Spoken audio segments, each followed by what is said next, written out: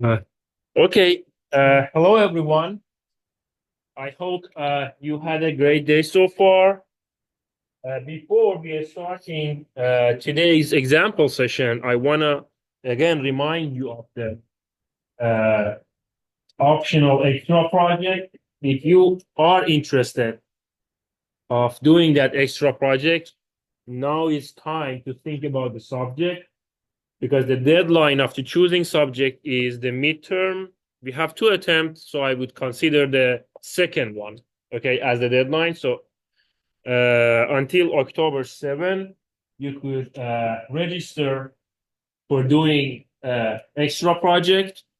Use that opportunity to learn a little bit deeper about the concept beyond the standard kind of like curriculum that we cover in the class because they are much more into those concepts and use that option, take advantage of that option to compensate some grade if you're expecting to lose like in the other aspects of the course. This could help you to kind of like compensate possible loss of the grade in other part of the course. So try to start looking around, find your subject. And if you don't have any specific subject in mind or you don't know how to find it, we could you could email me, say like, okay, I'm interested in this general field, like for example, communication or like control system or like AI or anything, okay, or finance, or even I'm interested in gambling. You shouldn't, but yeah. And I wanted to like do a project using probability on that field. We could cook the idea and come up with a specific topic, and then you could start searching on that and learning more and do the project. The bare minimum that gives you the full credit of the extra project is that you choose a topic, you search on YouTube, textbooks, Wikipedia, all the references that exist on the internet, learn that topic, get more information, and then summarize your understanding of what you learn in like 1 to 2 pages of a report, and then you get a full point of extra project. So it's not like uh I don't know if you are still getting capstone project or not in this level. Is not that hard. There is not gonna be a committee to judge your results. Okay. My goal for this extra project is for to motivate you to dig a little bit deeper in the concept because what we discuss in the class is the standard curriculum, okay, is the base.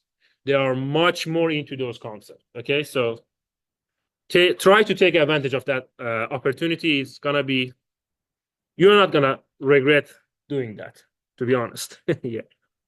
Any question about the discussion that we had in a previous example session or other area? Or should we talk about the next example? Everyone good? Okay. Next example for chapter 1, as you could see in the screen, in the third example, we want to consider a situation that we have 4 coins, a penny, a nickel, a dime, and a quarter. Our experiment is including to like flipping those coins in a certain order and observe the result regarding head or tails in each flip that we conduct. The question asks us, what is the sample space? What was the first step when we are dealing with a sequence of events, sequence of tests in our experiment? Tree diagram, okay? Try to kind of like make it a habit, okay? Drawing a tree diagram. So we have 4 different quarter. So we have 4 tests.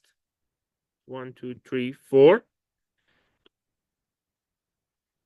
The first one could be head or tail. And based on that, we could move on. I'm not going to draw the whole tree, but you know the gist. After each flip, then we flip the next, we run the next test, which is the flip a next coin. We have two options, head or tail, and based on if you finalize, if you complete the tree diagram, you could have your sample space based on the result of all the possible outcome that this sequence of tests could create. Okay? So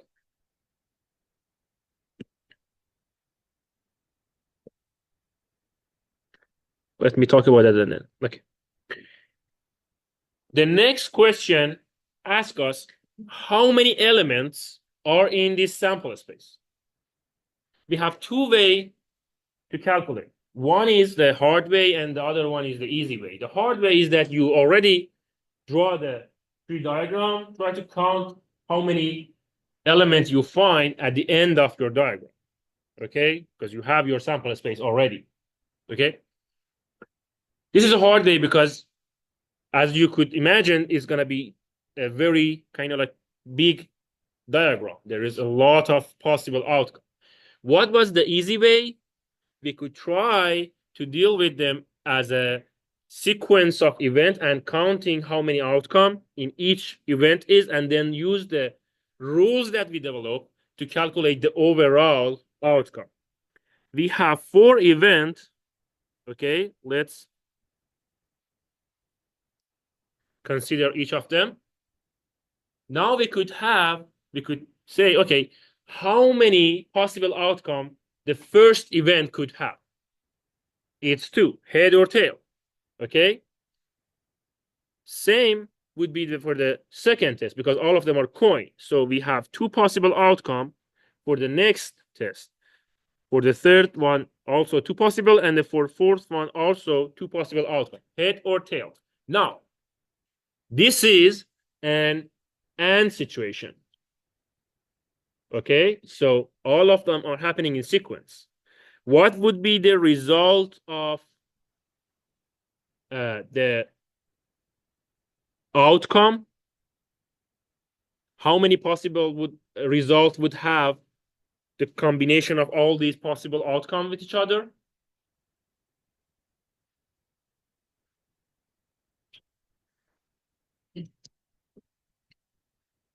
Two times two times two times two, right? So it would be 2 times 4, which is 16. So this is how we could solve and count how many possible outcomes exist in our sample space. Is there any question? That was the beginning of this test. A specific example. Is this any question? Is there any question about the sample space tree diagram or like how we counted the possible outcome? You're all clear? Good. Now, let's consider an event. Let's define some event in that experiment. If we define the event BI as the oldest possible outcome that has I heads in it.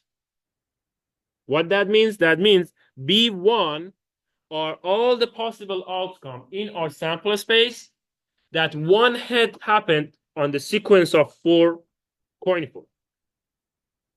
B2 are those outcomes that have the 2 head in the result of the 4 coin flip that we run.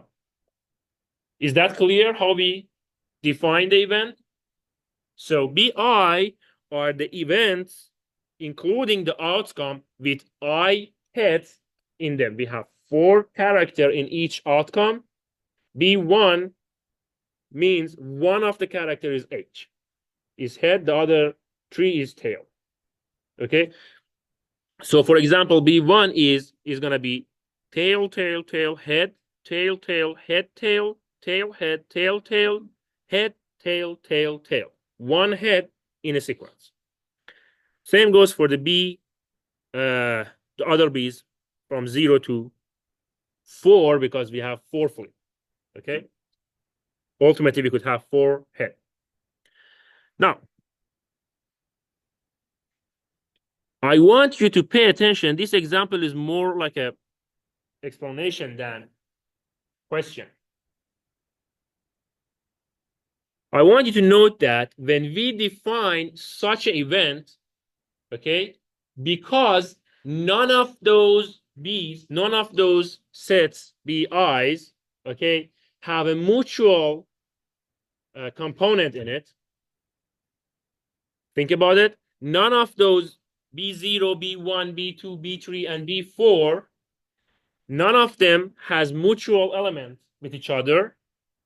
So they are all mutually exclusive. Does that make sense? Okay. So basically, by defining such an event that BI, we basically partition our sample space into several events, sets. Why I put this example here?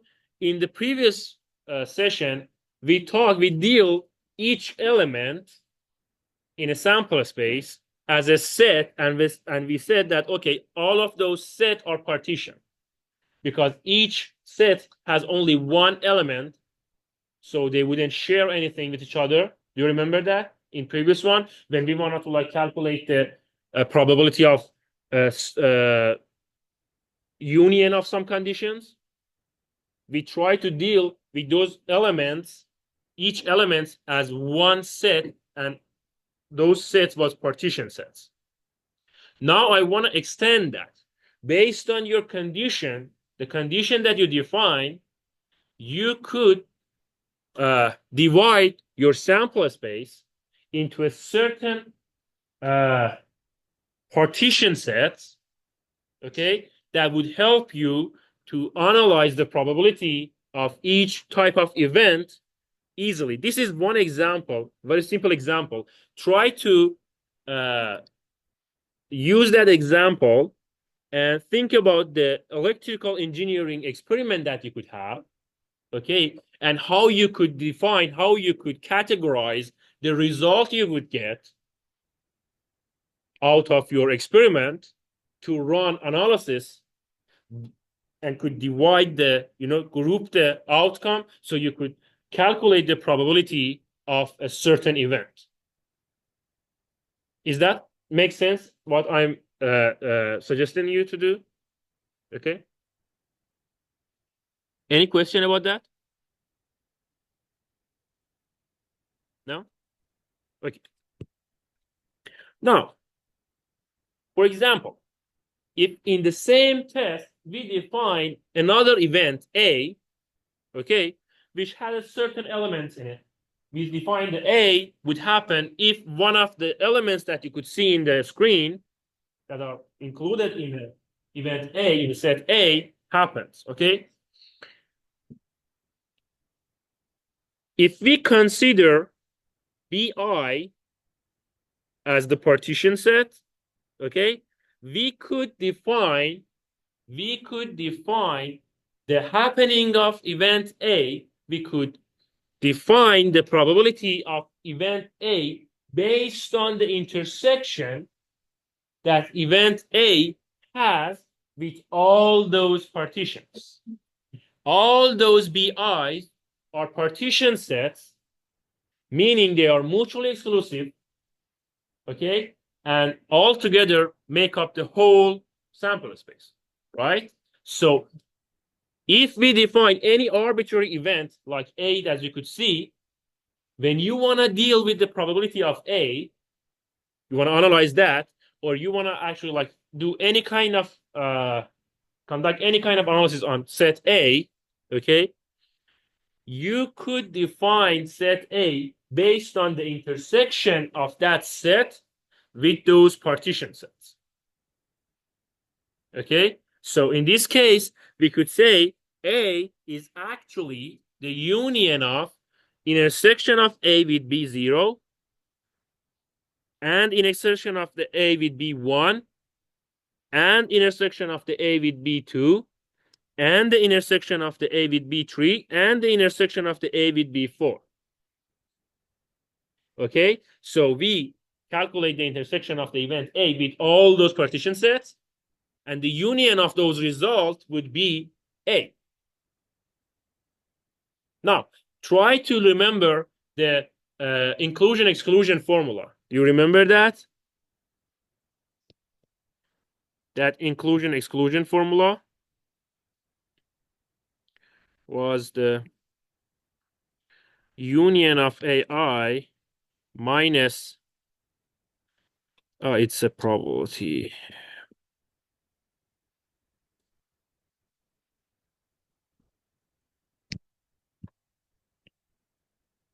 Sorry.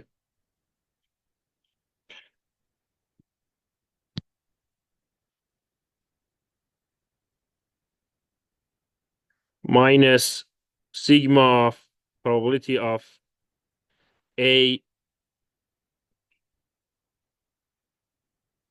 the intersection of the 2 by 2 plus sigma of probability of the intersection of 3 by 3 all the way. Remember that? That formula, the union, the inclusion, exclusion formula, the general formula. When you're dealing with a partition set, when you define those AI in the formula as A intersection with partition set, then the result of these unions, these sets, because they are already processed, okay, by a partition set, it means that definitely those results that you are calculating, the union of those results individually, they all are mutually exclusive. So you could easily eliminate all the other terms in the exclusion inclusion, and it would easily be the probability of the whole A, like here, the probability of A could be easily calculated based on each of these mutually exclusive sets. Does that make sense? Why are we doing that? In this specific example, now, remember, the partition set, because we are talking about a general idea, A might not include all the areas of a sample space, okay? So there might be the partition sets, okay, that do not overlap with A, so they don't have any intersection with A. Like for this example, when you see the union of A, as you could see in the A, there are non-elements that has 3H or 4H. Okay, so what that means? That means the partition set that we defined before, the sets B3 and B4 that are all the elements that have 3 head or 4 head, okay, they don't have any shared element with A. So the intersection of those partition sets are null. So basically, you could define A based on the union of the intersection that they have with each of these sets. Is that clear for everyone why we're doing that? Why we're defining the intersection and using that to define our arbitrary chosen or desired set? Yeah? Okay, good.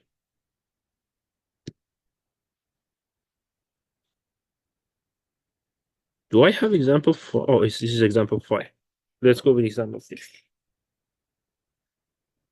Okay, now, if you don't have any question, we go to the next example that actually we want to calculate some numbers. Consider we have a phone store, okay? We could classify customer behavior as the one who buying stuff as event B, okay? Or otherwise, the one that come to the store and don't buy anything, and we call them and we set and we categorize them as event N. Okay, so customer comes to the shop, the one who buys are event B, the one who don't buy are event N. Now, if they spend a lot of time in our shop, in our store, we also categorize them in the event L. And if they rapidly decide to want to buy or not want to buy anything, we categorize them in the event R. So we have four events for our possible outcome. Based on the question assumption, we know that the probability of customers not buying anything is 0.7, which is unfortunate. And the probability of they spending a long time in the store is 0.6, which, considering that 70% of them not buying anything, is quite annoying. And the probability of not buying anything and spending a long time is 0.35. So these are the assumptions. Now, we want to find the other probabilities. How we could deal with that? What is the first step of dealing when we have two sequences of categorizing the event? Tree diagram. Yeah, try to use that as a habit. Like, this is going to happen every time you want to like do the probability. Tree diagram. So either you have a buying customer or not buying customer, and each category is long or rapid, long time or rapid decision.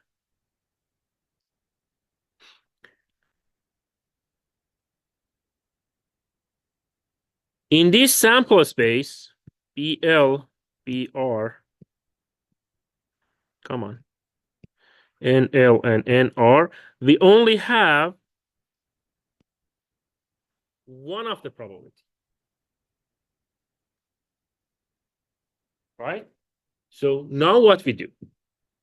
Now how we could deal with that? Before, if we had like a three of them, we could figure out the third one. Or if we have 2-1, we could have like a little bit playing with those numbers and come up with the other two. We experienced that.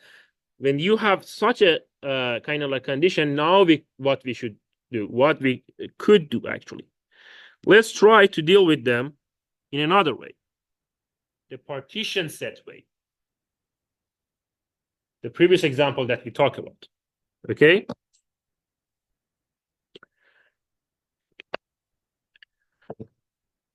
We could partition our sets based on our sample space, based on their time and buy or not buy. Okay, they do not quite interact, and find them. Now, each of those, let me explain this one first, and then we could like this part we could like better understand. We could categorize our sample space based on all those mutually exclusive categories. Okay, now the outcome that we have could be the intersection of each of those events. Does that make sense?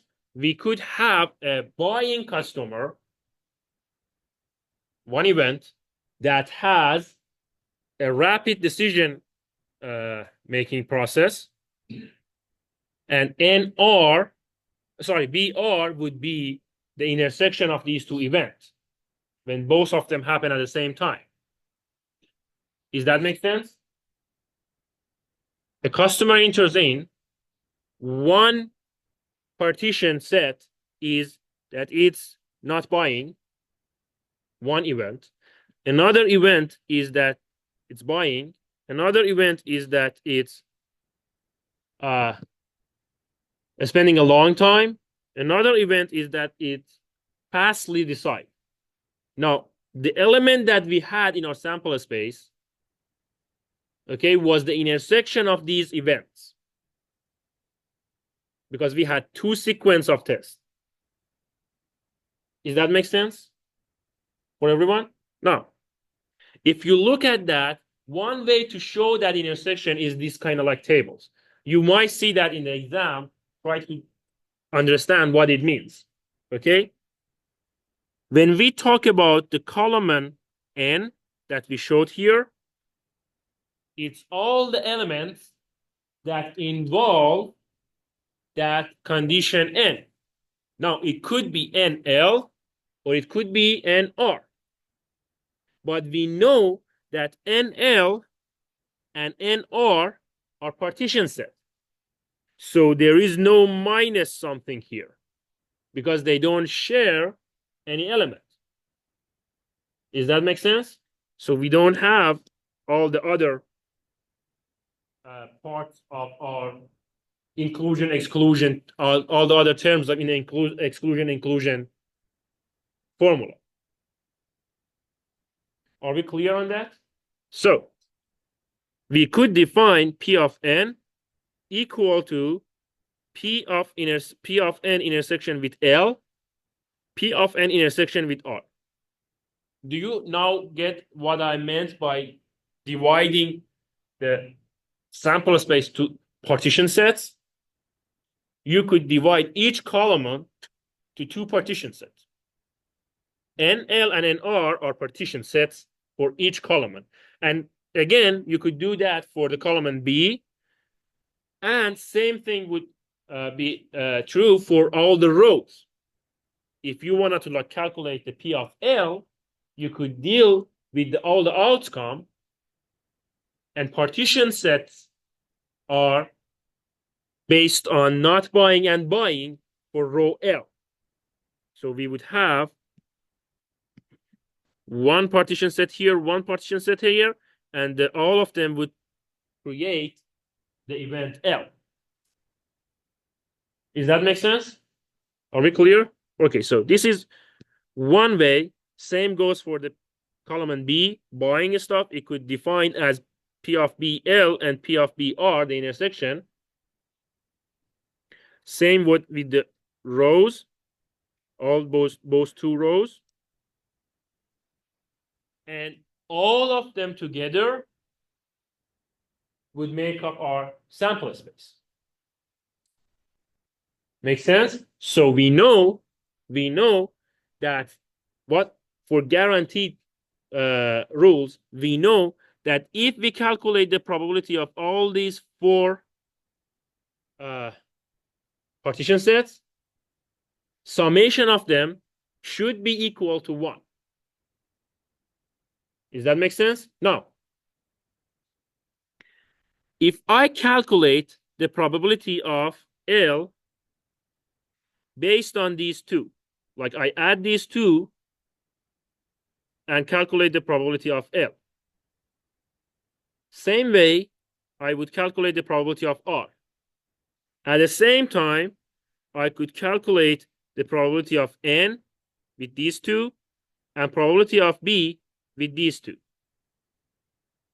How we could use the axiom of probability of sample space is equal to 1 in those orange and like purple data that I said, that I draw.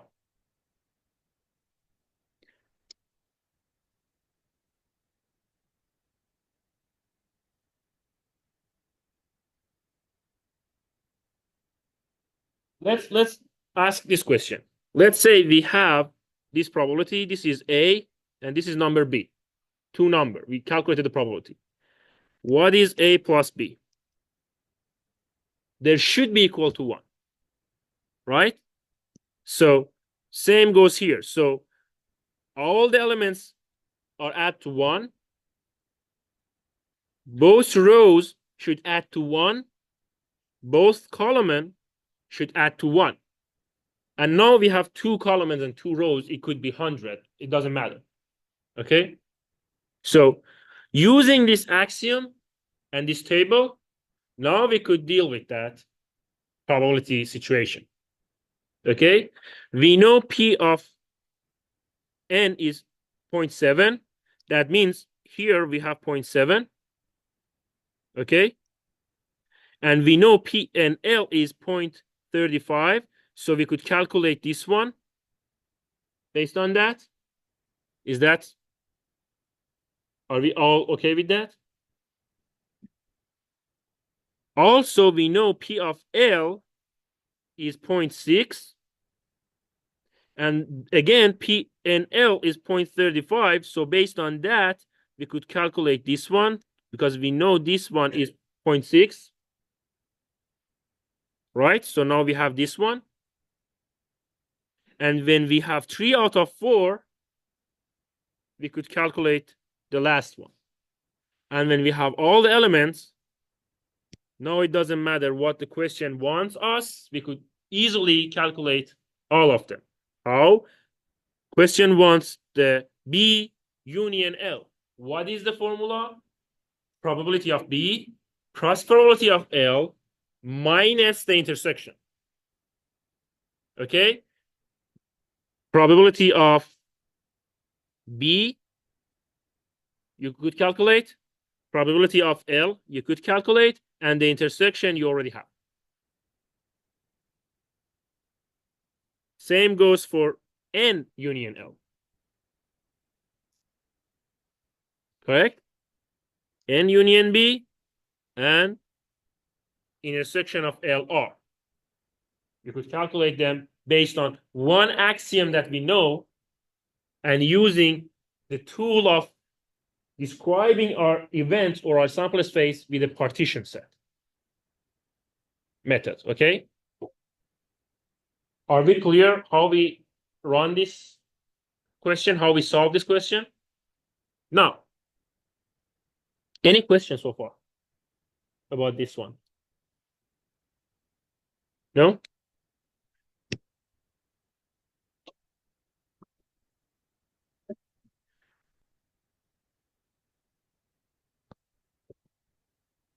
We already talked about that. This is the same as including the partition set. Let's look at the idea visually. That example is, you could print out the example as the here are the people, this line are the people who not buy anything.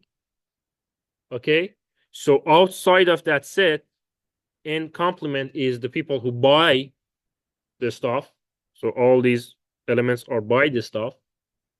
Okay, and we could partition these two sets based on long process and rapid process, which is basically the complement of long process.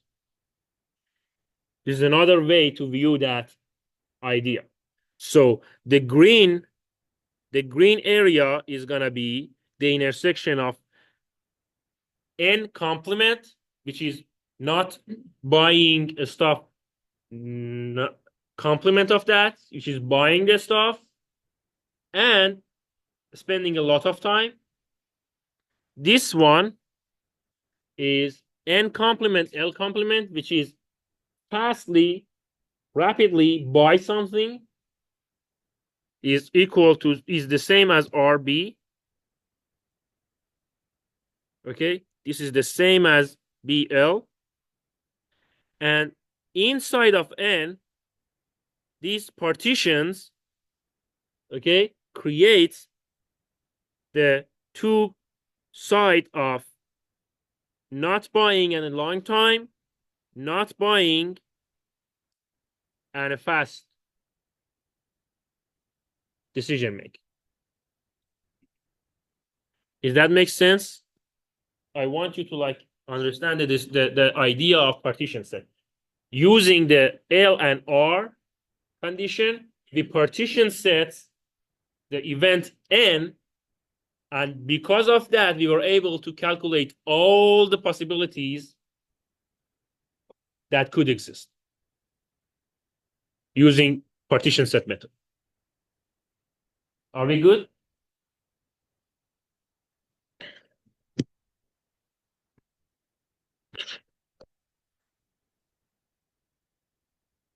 Now, in example 7, we deal with another situation. In this situation, we monitor 2 consecutive packets going through a router. Classify each one as a video if it was sent from a YouTube server or ordinary data otherwise. So we have 2 events defined, V and D. Your observation is a sequence of the 2 letters, which is either V or D. For example, if we have 2 videos in the 2 consequence packet that we send, the element would be VV. Now, the 2 packets are independent, and the probability that one of them is a video is 0.8.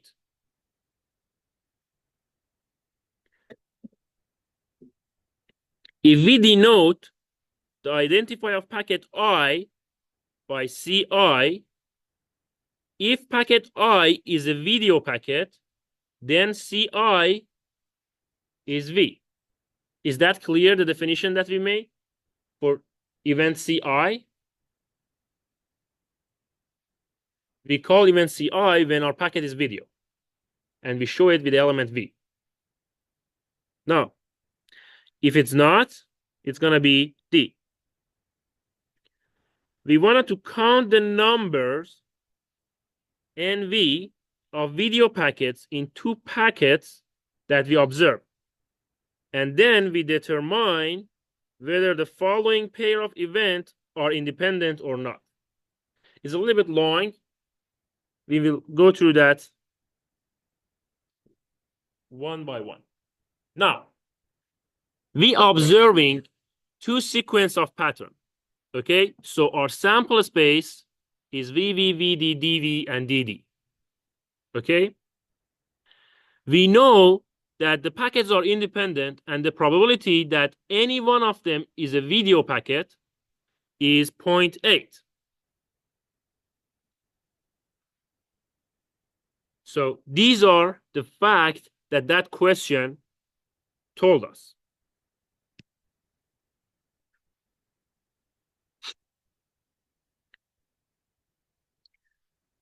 Let's firstly assign the probability to all the events.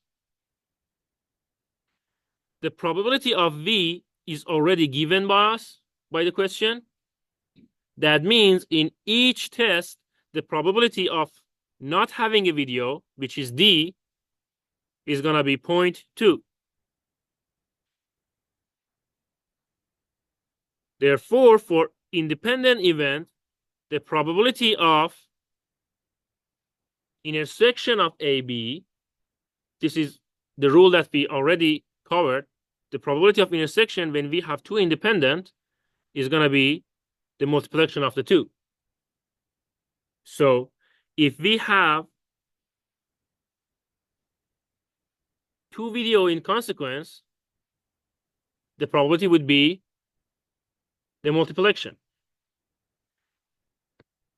Let's try to use the steps that we developed in order to understand that better. Okay, we are observing 2 packets, so we have 2 events in a sequence. The first one could be a video or could be a data. In the second observation, either one of them are independent, so they could be a video or data. The question told us that in each event, in each event individually, not the sample space of the whole experiment. Each event individually, the probability of getting a video is 0.8. That means this one is 0.2. Same here. Same here. Now, our sample space is VV, VD, DV, and DD. Since they are independent and in a sequence, what would be the probability of each individual element? It would be the multiplication of the probability of that pass. Does that make sense? That was the meaning of this sentence.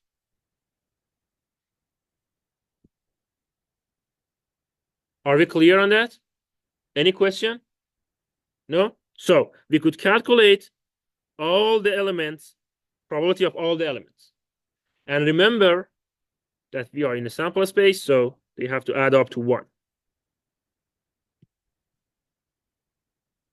Now that we have all those, okay, let's find what the question asks us to find. Our first problem was determine whether the following pair of events are independent. NV equal to 2 and NV equal to bigger or equal to 1.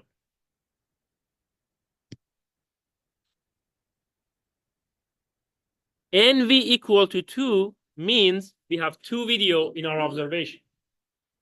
So that event, this event is basically P of VV, right? How about NV equal or greater than 1?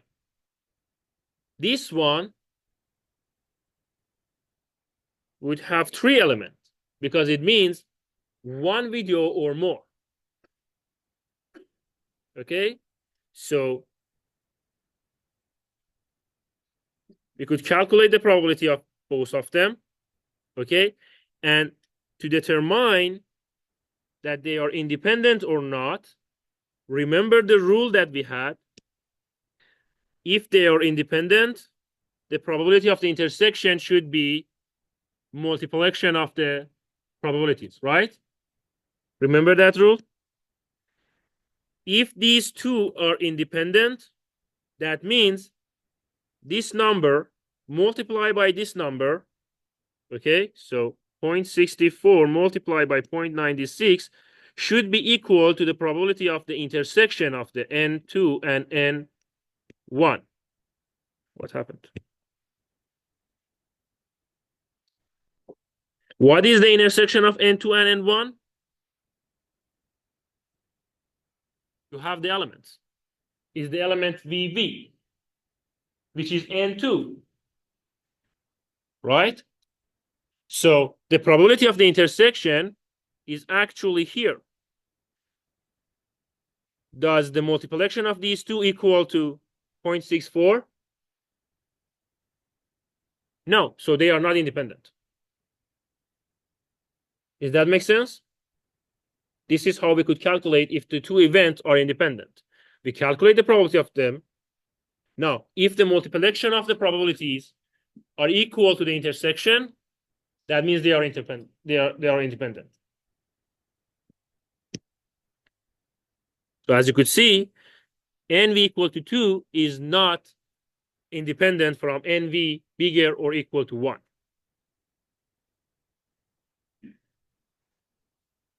Second problem says determine if N bigger or equal to 1 and C1 equal to V are independent. We already know what are the C1 equal to V is, the elements, and we already know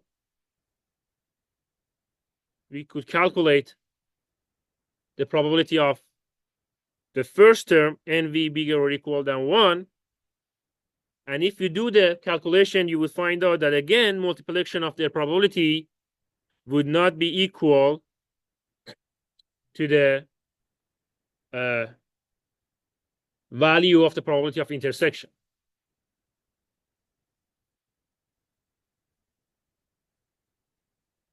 Most of the time, it's basically the same because again, we are calling the independent of this event. So you could go over that. I will post that video over the canvas and this file. You could go over that to find if you have any question and email me. The rooster sheet is somewhere in the class. Yeah, over there. If you didn't sign your attendance, please make sure that you mark your attendance in the rooster sheet. Thank you and have a good rest of the day.